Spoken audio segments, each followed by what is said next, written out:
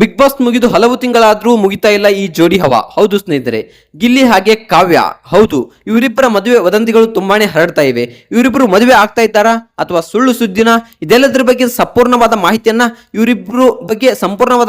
ಅಂದ್ರೆ ಇವರಿಬ್ಬರ ಮನೆಯಲ್ಲಿ ಮದುವೆ ಮಾತುಕತೆ ಏನಾದ್ರೂ ಆಗಿದೆಯಾ ಅಂತ ಎಲ್ಲರ ಸಂಪೂರ್ಣವಾದ ಮಾಹಿತಿಯನ್ನ ಈ ಒಂದು ವಿಡಿಯೋದಲ್ಲಿ ತಿಳಿದುಕೊಂಡು ಬರೋಣ ಬನ್ನಿ.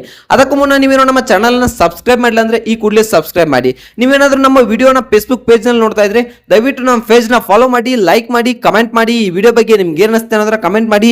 ವಿಡಿಯೋನ ಕೊನೆವರೆಗೂ ನೋಡಿ. ಹಾಗಿದ್ರೆ ಬನ್ನಿ ತಡ ಯಾಕೆ ಮಾಡೋದು, ವಿಡಿಯೋನ ಸ್ಟಾರ್ಟ್ ಮಾಡೋಣ.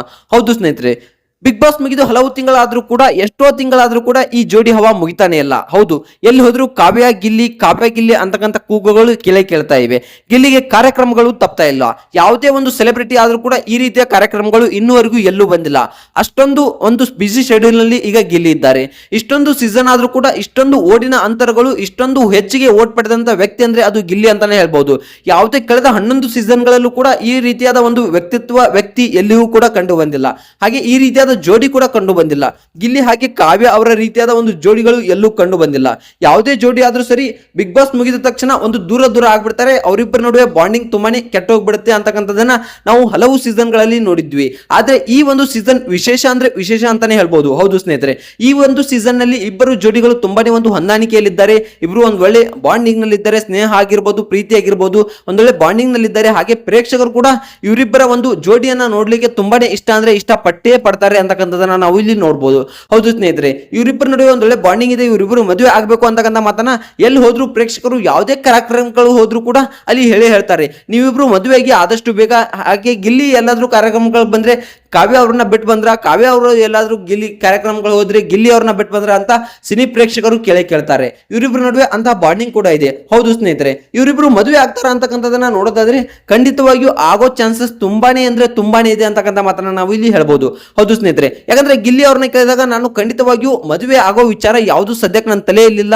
ನಾನು ಕೆಲವೊಂದಿಷ್ಟು ಗುರಿ ಕಡೆ ಒಂದು ಗಮನವನ್ನು ಹರಿಸ್ತಾ ಇದ್ದೀನಿ. ಮದುವೆ ಆಗೋ ವಿಚಾರ ಅಂತ ಬಂದ್ರೆ ಅದು ಯಾರೇ ಆಗ್ಲಿ ನಾನು ನಿಮ್ಗೆ ಸಂಪೂರ್ಣವಾಗಿ ತಿಳಿಸ್ತೇನೆ. ನಿಮ್ಮನ್ನ ಬಿಟ್ಟು ನನಗೇನು ಇಲ್ಲ, ನನ್ನನ್ನ ಈ ಮಟ್ಟಿಗೆ ತಂದವರೇ ನೀವೇ, ಈ ಒಂದು ಲೆವೆಲ್ಗೆ ತರಿಸಿದವರೇ ನೀವೇ ಅಂತಕ್ಕಂಥ ಮಾತನ್ನ ಇಲ್ಲಿ ಹೇಳಿದ್ದಾರೆ.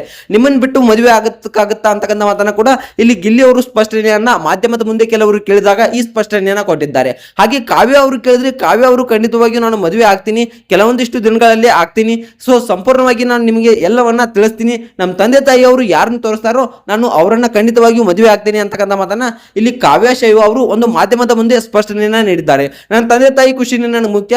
ಸೊ ಅವರು ಯಾರನ್ನು ತೋರಿಸ್ತಾರೋ ಅವರನ್ನ ಮದುವೆ ಆಗ್ತೀನಿ ಅಂತಕ್ಕಂಥ ಮಾತನ್ನ ಇಲ್ಲಿ ಕಾವ್ಯ ಶೈವ ಅವರು ಸ್ಪಷ್ಟವಾಗಿ ಹೇಳ್ಬಿಟ್ಟಿದ್ದಾರೆ. ಈಗ ಗಿಲ್ಲಿ ಹಾಗೆ ಕಾವ್ಯ ಇವರಿಬ್ರು ಮದುವೆ ಆಗ್ಬೇಕು ಅಂತ ಅಭಿಮಾನಿಗಳು ತುಂಬಾನೇ ಖುಷಿ ಪಡ್ತಾ ಇದ್ದಾರೆ. ತುಂಬಾನೇ ಇವರಿಬ್ರು ಒಂದು ಮದುವೆ ಆದ್ರೆ ಒಂದು ಒಳ್ಳೆ ಬಾಂಡಿಂಗ್ ಇರುತ್ತೆ ಅಂತಕ್ಕಂಥದನ್ನ ಒಂದು ವ್ಯಕ್ತಪಡಿಸ್ತಾ ಇದ್ದಾರೆ ಅಂತಕ್ಕಂಥದ್ದನ್ನ ಹೇಳ್ಬೋದು. ಹೌದು ಸ್ನೇಹಿತರೆ, ಇವರಿಬ್ರು ಮದುವೆ ಆದ್ರೆ ಖಂಡಿತವಾಗಿ ಒಂದು ತುಂಬಾ ಚೆನ್ನಾಗಿ ಬಾಂಡಿಂಗ್ ಇದ್ದೇ ಇರುತ್ತೆ. ಇವರಿಬ್ಬರು ಬಾಂಡಿಂಗ್ ತುಂಬಾ ಚೆನ್ನಾಗಿದೆ, ಮುಂದೆ ಚೆನ್ನಾಗಿರ್ತಾರೆ ಅಂತಕ್ಕಂಥದನ್ನ ನಾವಿಲ್ಲಿ ಹೇಳ್ಬೋದು. ಹೌದು ಸ್ನೇಹಿತರೆ, ಸೊ ಈ ಬಾಂಡಿಂಗ್ ಬಗ್ಗೆ, ಈ ಇಬ್ಬರ ಜೋಡಿ ಬಗ್ಗೆ ನಿಮ್ಗೆ ಏನ್ ಅನಿಸುತ್ತೆ ಅನ್ನೋದನ್ನ ಕಮೆಂಟ್ ಮಾಡಿ. ವಿಡಿಯೋ ಇಷ್ಟ ಆದ್ರೆ ಲೈಕ್ ಮಾಡಿ, ಶೇರ್ ಮಾಡಿ, ಹಾಗೆ ಸಬ್ಸ್ಕ್ರೈಬ್ ಮಾಡೋದ್ರ ಮೂಲಕ ನಮಗೆ ಸಪೋರ್ಟ್ ಮಾಡಿ. ಮತ್ತೆ ಮುಂದೆ ನೋಡೋದ್ರಲ್ಲಿ ಸಿಗೋಣ. ಬಾಯ್ ಬಾಯ್.